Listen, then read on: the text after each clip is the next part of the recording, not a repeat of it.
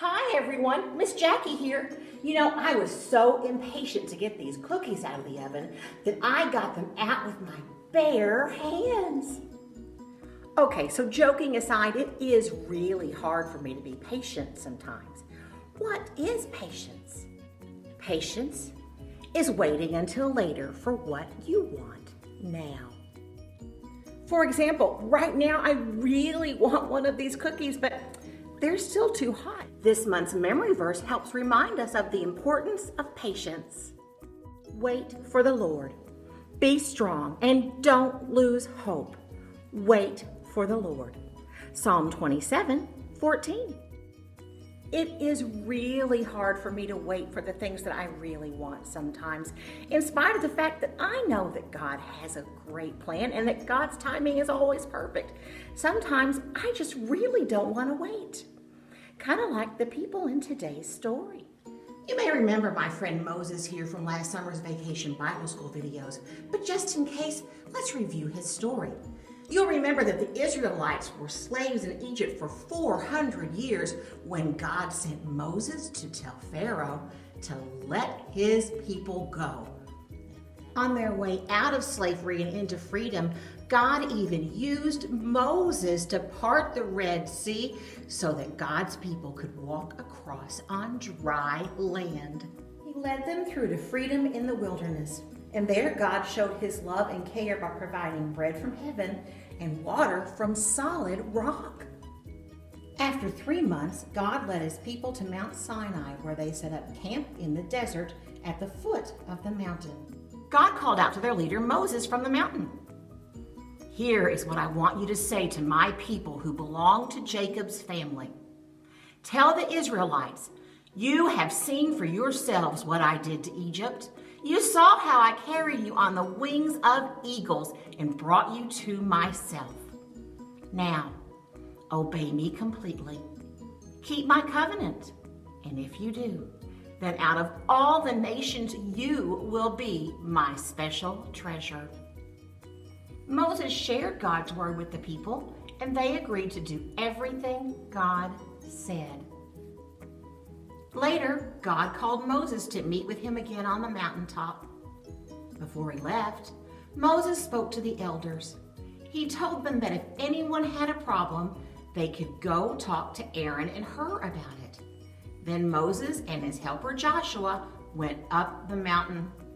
The glory of God settled on the mountain like clouds and fire. Moses stayed up on top of that mountain inside that cloud talking to God for 40 days and 40 nights. And wow, did the Israelites get impatient. I really can't believe what they did. Listen to this. The people saw that Moses took a long time to come down from the mountain, so they gathered around Aaron. They said to him, "Come, make us a God that will lead us. This fellow Moses brought us up out of Egypt, but we don't know what has happened to him." What? Oh my goodness. Oh, it'll be okay, right? Because after all, Aaron is Moses' brother, and Aaron knows better, right? Moses left him in charge. It'll be fine. Let's read on. Aaron answered them, "Take the gold earrings off your wives and sons and daughters. Bring the earrings to me." So all of the people took off their earrings, and they brought them to Aaron, and he took what they gave him and made it into a metal statue of a god. It looked like a calf. He shaped a golden calf god for the people? The people who God had just led out of Egypt? What is he thinking? Then he said to the people, "Israel, here is your God who brought you out of Egypt." I can't even believe this. Oh no. Let's see what happened next. The Lord spoke to Moses. He said, "Go down. Your people you brought up out of Egypt have become very sinful. They have quickly turned away from what I commanded them. They have made themselves a statue of a god that looks like a calf. They have bowed down and sacrificed to it, and they have said, 'Israel, here is your God who brought you up out of Egypt.'" And so Moses went. Moses and Aaron were heartbroken as they made their way down the mountain. They weren't coming down the mountain empty-handed.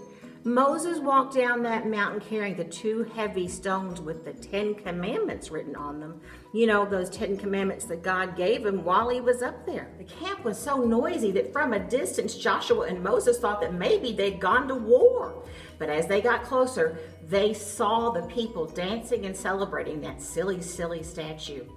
Moses got so angry, he took those heavy, heavy tablets and he threw them on the ground. Then he marched right into that crowd, grabbed that golden calf and threw it in the fire. And when it was all ground up and in ashes, he put it in the water and made them drink it. Through the years, God had helped the Israelites over and over again. But waiting in that camp, they forgot all about that and they decided to do things their way.